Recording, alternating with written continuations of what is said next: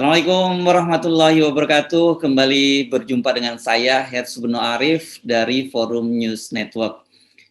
Dua hari atau satu hari yang lalu ya, saya membaca sebuah tulisan dari Bung Salamuddin Daeng. Bung Salamuddin Daeng ini adalah direktur dari Asosiasi Ekonomi Politik Indonesia. Tulisannya banyak sekali tersebar di berbagai media, tapi tulisan yang terbaru saya kira sangat menarik karena dia mempertanyakan apakah pemerintahan Jokowi ini bisa bertahan sampai akhir tahun. Padahal banyak orang maunya, ada kelompok yang maunya tambah lagi 3 tahun atau tambah 1 periode. Saya akan ajak ngobrol Anda dengan Bung Salamuddin Daeng. Assalamualaikum. Waalaikumsalam warahmatullahi wabarakatuh. Gimana ceritanya? Gimana kabar, Mas? Alhamdulillah. Itu. Gimana itu ceritanya Anda sampai buat judul yang cukup provokatif menurut pertanyaan saya? Asumsinya seperti apa? Ya, karena kan sebetulnya sangat kelihatan sekali pemerintah ini seperti agak panik ya, menghadapi situasi belakangan ini. Ya. Kepanikan itu kan saya baca dari 3 hal, paling tidak. Satu, soal usaha pemerintah untuk menarik uang piutang BLBI ya. Nah, itu sebetulnya saya lihat sebagai bentuk kepanikan. Kenapa? Karena sepertinya lebih berat di pencitraan ketimbang mengkonkretisasi bagaimana cara menarik piutang pemerintah BLBI ini, karena cara yang dipakai pemerintah ini kan cara perdata. Cara perdata, sementara kita tahu BLBI ini punya sengkarut pidana yang demikian banyak ya.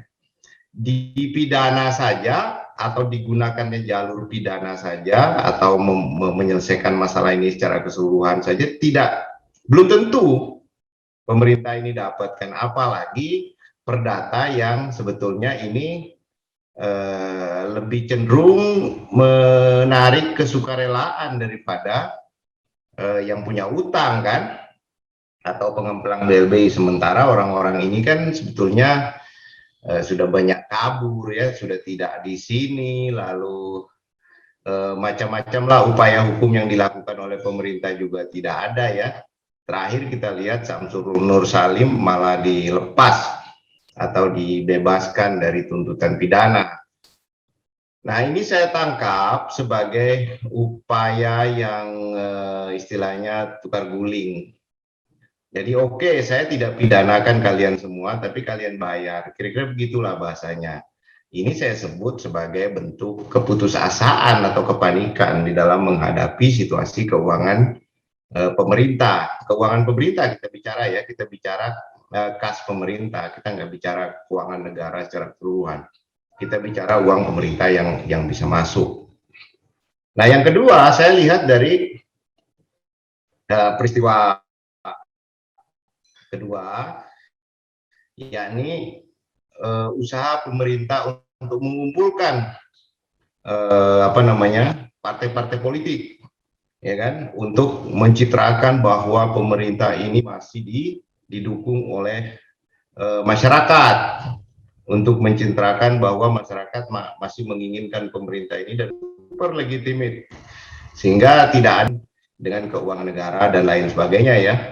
Nah, ini yang berusaha ditampilkan ke publik. Jadi saya lihat ini bukan komunikasi dengan masyarakat. Buat apa pemerintah ini komunikasi dengan masyarakat dalam bentuk pencitraan bahwa partai politik masih mendukung segala macam, lalu wacana 3 periode, lalu wacana perpanjangan masa jabatan dan seterusnya. Buat apa? Kan ada keperluannya pemerintah melakukan itu di dalam periode terakhir atau periode kedua dari masa pemerintahannya, karena tidak ada pemilu lagi. Jadi buat apa membangun hal yang semacam itu yang justru kita lihat bahwa itu tidak sesuai dengan sistem yang sedang berlaku sekarang. Jadi ya seperti membangun satu citra positif bahwa pemerintah ini sedang didukung oleh masyarakat. Nah, peristiwa ketiga itu adanya upaya untuk mempermanenkan teks amnesti lewat peraturan perpajakan. Jadi undang-undang perpajakan yang sekarang sedang berusaha dikejar, di mana memasukkan teks amnesti sebagai cara untuk mendapatkan uang. Ini kita sebut sebagai teks amnesti jilid 2, dan ini sebetulnya sudah lama diwacanakan ya, tapi tentu tidak semudah yang bisa dibayangkan oleh pemerintah untuk melakukan ini, karena ini kan menyangkut persoalan pidana, persoalan uang kotor, persoalan uang yang macam-macam sumber yang nggak jelas yang dianggap oleh pemerintah ada dan beredar, namun bersifat ilegal. Dan semua itu sebetulnya hanya bisa dilakukan oleh pemerintah bukan lewat teks amnesti sebetulnya, tapi melalui mekanisme pembersihan uang-uang hasil kejahatan keuangan yang ada di Indonesia, termasuk yang ada di internasional, melalui mekanisme yang sudah diundangkan. Mekanisme yang sudah diundangkan itu namanya Mutual Legal Assistance atau Undang-Undang MLA. Undang-Undang MLA ini kan sudah dibuat. MLA ini satu mekanisme untuk menarik aset-aset kotor ini ke tangan negara, menarik uang kotor ini ke tangan negara.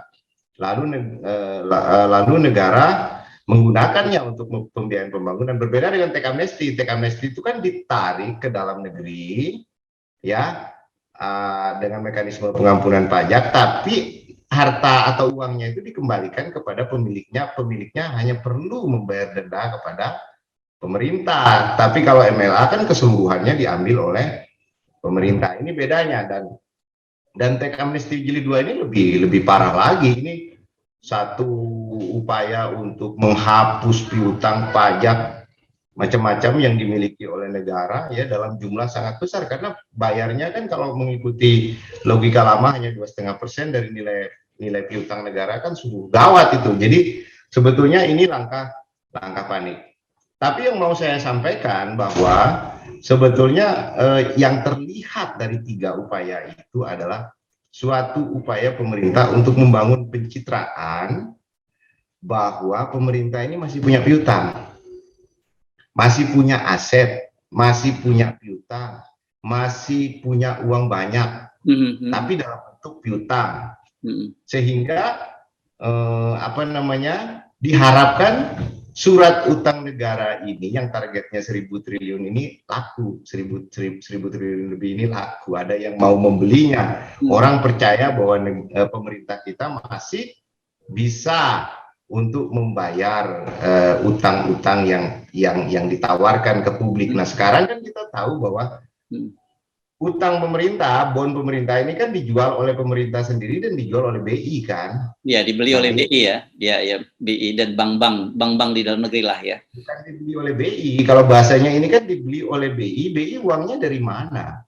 BI itu sebetulnya makelar, menjual surat utang pemerintah, surat utang negara gitu loh. Jadi sebetulnya makelar ini ya seperti ngasih kotak amal, tapi yang disuruh tenteng BI gitu loh. Coba kamu jual ini laku enggak gitu loh.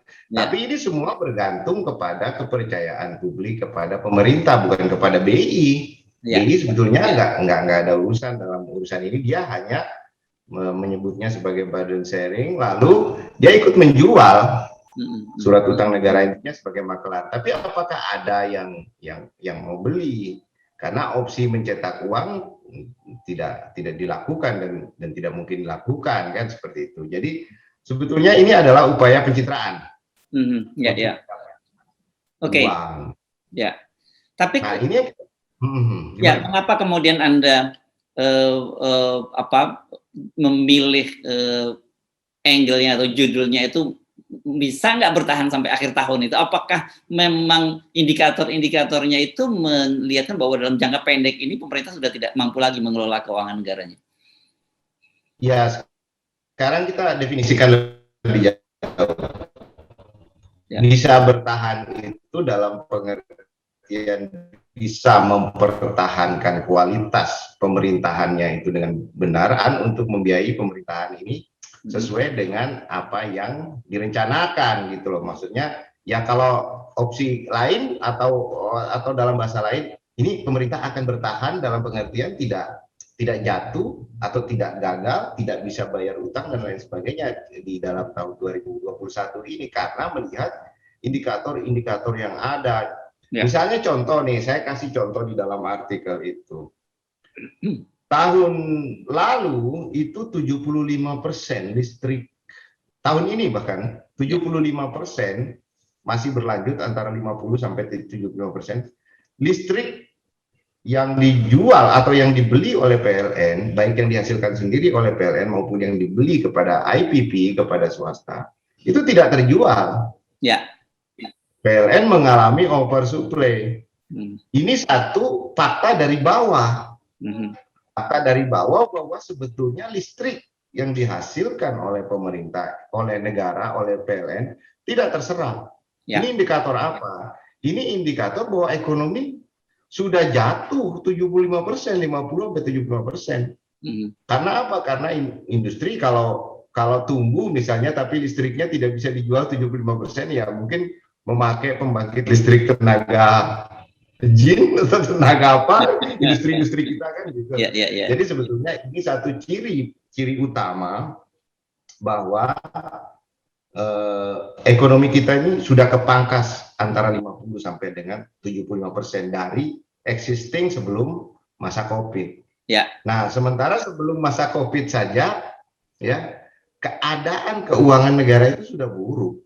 Ya. Sudah buruk karena masalah beban utang yang begitu besar, ya, kemudian macam-macam urusan pembiayaan proyek-proyek mega proyek ini yang juga menyedot keuangan negara.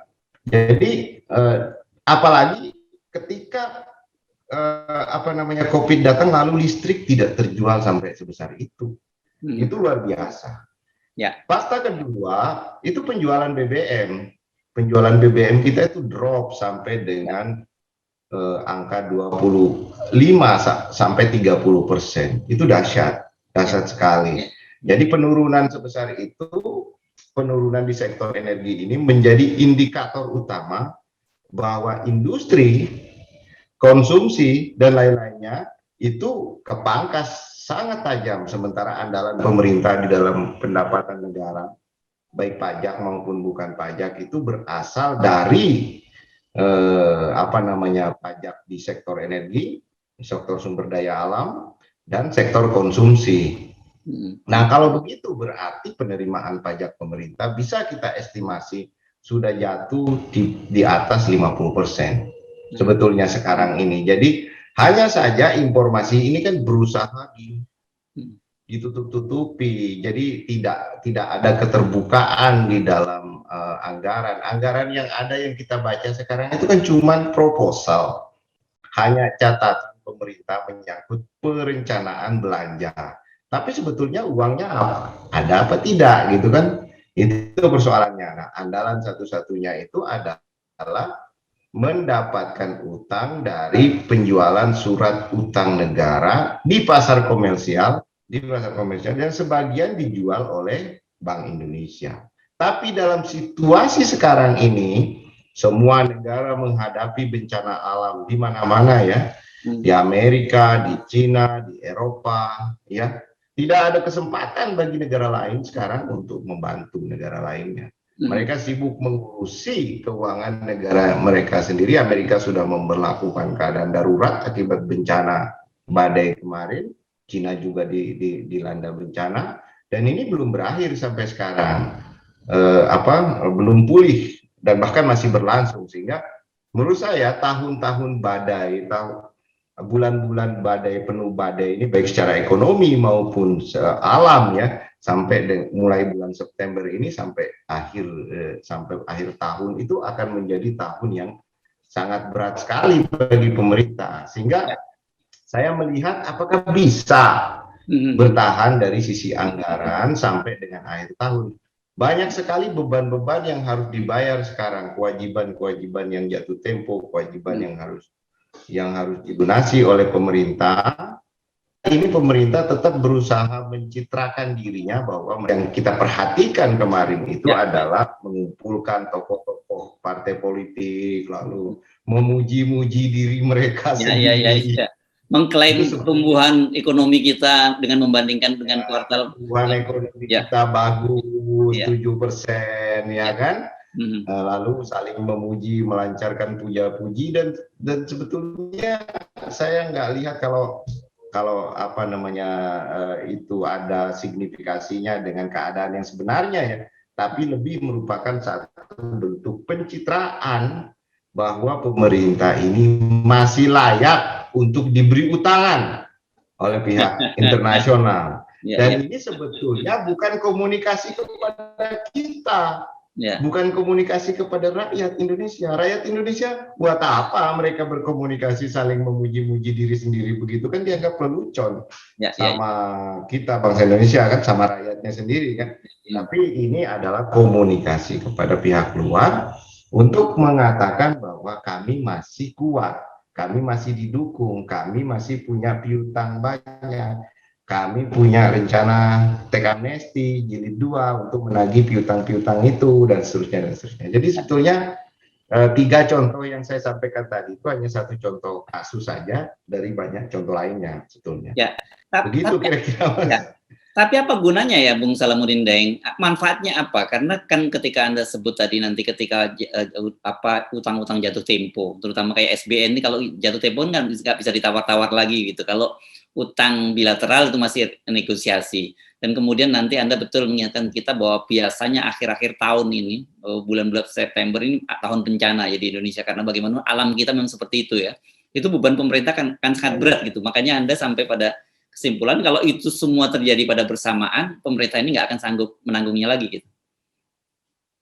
Ya, mudah-mudahan sih sanggup. Saya kan bertanya bahwa apakah masih bisa mereka bertahan, karena kita akan menghadapi situasi yang mudah-mudahan tidak terjadi, Mas ya, karena di negara lain kan sudah menghadapi. Bayangkan saja kalau kita menghadapi bencana seperti Amerika sekarang, mereka menerapkan keadaan darurat. Ya kita nggak bisa membayangkan. Tapi sebetulnya apa yang terjadi di kita bisa lebih berat daripada apa yang pernah terjadi di negara-negara lain. Ya kan? Pertama kita sekarang tersandra COVID, ya kan?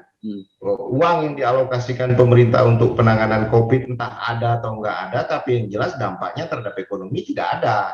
Nah, apakah uang ini menyimpang atau uang ini kemana gitu? Karena sebetulnya praktek yang berlangsung tidak transparan, tidak terbuka. Bayangkan ya di era digitalisasi, everything semua sekarang by name, by address bisa dipublis oleh pemerintah. Misalnya contoh, siapa yang terima uang sebetulnya?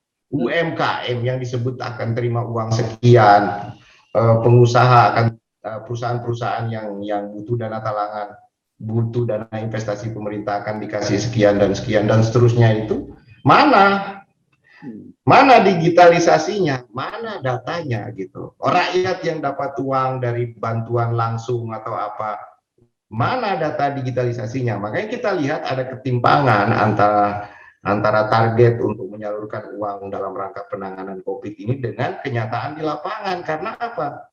Harusnya data ini ketemu di transparansi, by name, by address, disampaikan oleh pemerintah sehingga pemerintah benar-benar legitimate untuk menjalankan program itu. Tapi kan tidak ada.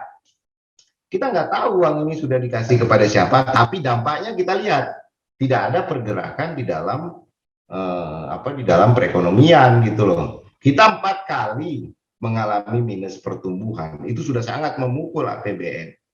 4 kuartal, baru kuartal terakhir kita lolos ke positif ya. Sementara 2 kuartal aja kita bilang resesi, kalau 4 kuartal kita sebut apa kan gitu. Jadi sebetulnya sudah melewati batas itu gitu, sehingga pukulan kepada penerimaan negara itu sudah besar sekali. Nah, sekarang kita menghadapi bulan-bulan yang penuh bahaya, ya kan? Bencana sudah terjadi di negara lain. Ini yang dari alam. Ya. Lalu kita lihat potensi di kita juga cukup besar, ya mudah-mudahan tidak terjadi. Kita berdoa semua tidak terjadi. Tapi dari sisi keuangan pemerintah sendiri sudah dalam posisi bulan-bulan penuh bahaya. Karena apa? Karena kita lihat seberapa mampu BI menjual surat utang negara untuk mencapai target 1.000 triliun. Sekarang sudah berapa? Ya kan, sudah berapa yang mampu dijual dan seberapa banyak lagi pemerintah akan punya kemampuan untuk menjual surat berharga negara itu. Jadi ini yang saya sebut, apakah bisa sampai dengan akhir tahun ini bertahan gitu. di tengah gelombang pencitraan yang makin aneh ya, makin aneh-aneh aja 3 periode dan jadi ini sebenarnya menurut Anda adalah psikologi orang yang sedang ketakutan gitu ya. Jadi karena pemerintah kan dia tahu seberapa kekuatan mereka sendiri gitu. Tapi kemudian dia mencoba, jadi alih-alih ini sebenarnya bukan meyakinkan pada rakyat, tapi lebih meyakinkan pada diri sendiri gitu ya. Ya betul. Jadi upaya membujuk diri sendiri dan sebagai bentuk komunikasi kepada internasional bahwa mereka masih punya piutang, masih punya harta, masih punya aset, 2 masih didukung rakyat, ya kan? Masih karena apa-apa yang sudah dilakukan selama COVID ini dikatakan excellent, Mr. Presiden, gitu ya. Iya. Jadi dan yang ketiga, mereka ingin mencitrakan bahwa partai-partai non pemerintah, partai-partai pemerintah, pendukung pemerintah dan non pemerintah sudah bersatu untuk mendukung pemerintah. Jadi ini komunikasi apa? Ini komunikasi bukan peristiwa politik semata. Ini adalah peristiwa ekonomi. Karena dugaan saya mereka tahu apa yang sedang dihadapi terkait dengan keuangan pemerintah. Kita bicara keuangan pemerintah, Mas. Keuangan pemerintah dengan beban tambahan utang yang ditargetkan sebesar 1.020 triliun setiap tahun sampai 2023. Ya kan? Seperti apa itu utang yang lama aja, yang sebelum COVID aja, itu kan sudah kewalahan. Apalagi dengan beban utang baru dengan target 1.000 triliun, ya 1.020 triliun setiap tahun gitu loh. Nah, dan itu aja udah menjadi perkara. Belum lagi ini sebetulnya beneran dapat uang apa tidak gitu loh. Karena kalau kita cek yang masuk lewat pinjaman luar negeri segala macam itu praktis nggak ada. Dari bilateral dan multilateral minim sekali gitu loh. Dari bilateral dan multilateral. Jadi sebetulnya ini hanya mengandalkan dari pasar komersial. Yang pembelinya dari sini-sini, mungkin dari dana mana dipaksa masuk, dana jam sostek, dana haji, dana taspen, dana asabri, dipaksa masuk semua tumplek di surat utang negara, dan ini akan jadi perkara yang besar sekali.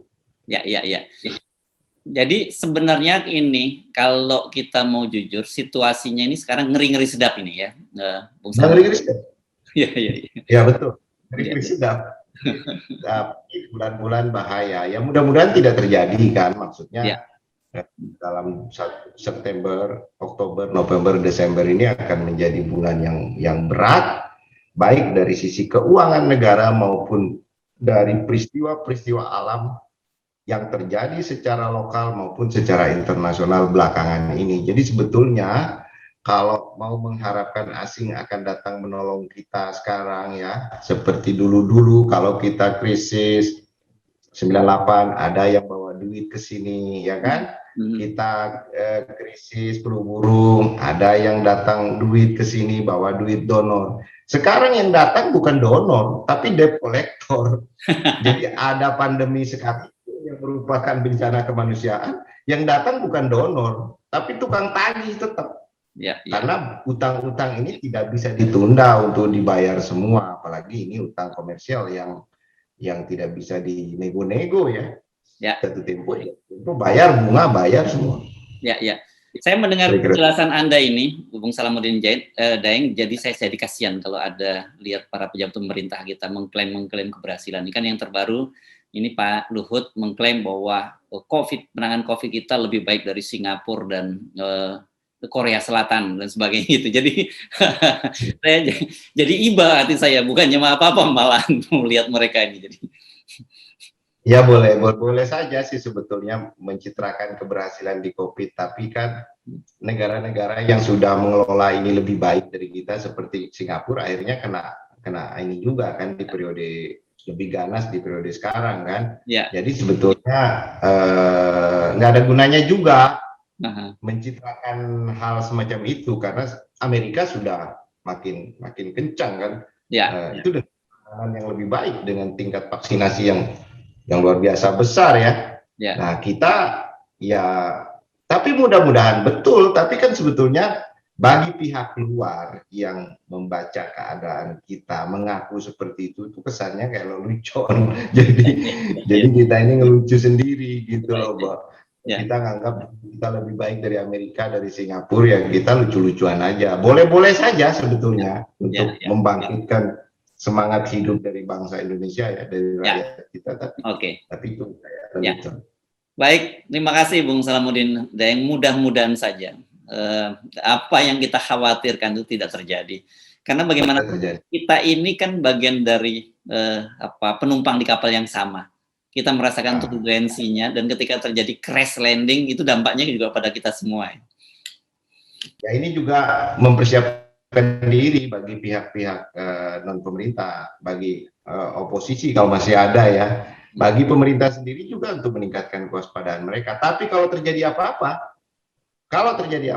tanpa adanya satu yang disebut dengan contingency plan, satu plan B yang keluar dari rencana normal. Coba bayangkan Mas, sekarang semua rencana normal pemerintah ini gagal.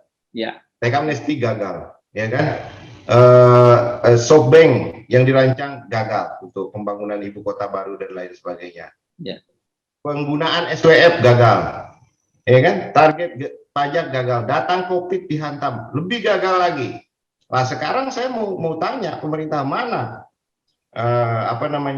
rencana plan B-nya, mana kontingensi plan-nya? Apakah mereka memandang masalah ini normal-normal saja atau ini darurat?